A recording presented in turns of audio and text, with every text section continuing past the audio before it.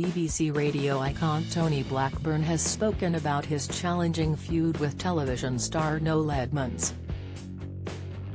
In 1973, Tony was axed from The Breakfast Show and was subsequently replaced by Noel, who fronted the programme from June of that year to April 28, 1978.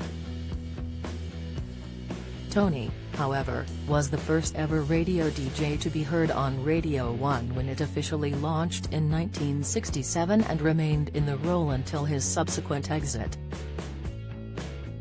But despite being friends, Tony, 29, has recalled his reaction to discovering that he was being replaced on the radio program by a much younger person. Speaking to Radio Times, he said, "He was 5 years younger than me, good-looking and very good.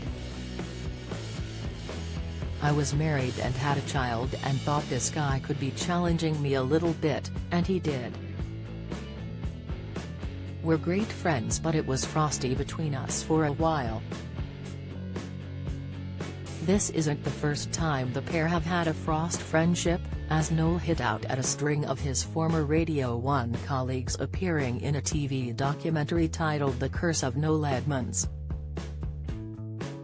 Noel, 74, claimed that Tony was losing his mind, fuming, "Poor old Tony's got a big memory problem.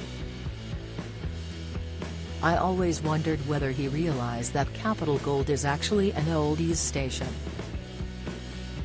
But Tony being replaced on the program actually led to a string of jobs across the BBC network, including his chart show before culminating in the 1980s.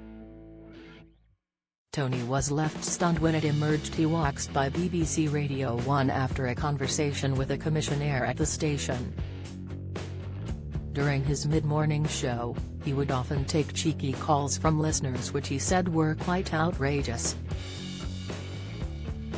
After a call with a controller, Tony explained that he was asked to stop being so outrageous, before the commissionaire in question said, "We're going to miss you, Tony." However, after leaving Radio 1, he ventured over the road to Radio 2, which he describes as a natural progression, adding it's only taken 30 years. Tony has been at the station since 2010 and was briefly suspended during Dame Janet Smith's inquiry into the Jimmy Savile scandal in 2016, but he was subsequently re-employed after it emerged there were no suspicions surrounding him. Nowadays, Tony is still involved in radio and now fronts sounds of the 60s on Radio 2, taking over from Brian Matthews in 2017. He also appears on the Golden Hour music program each Sunday night,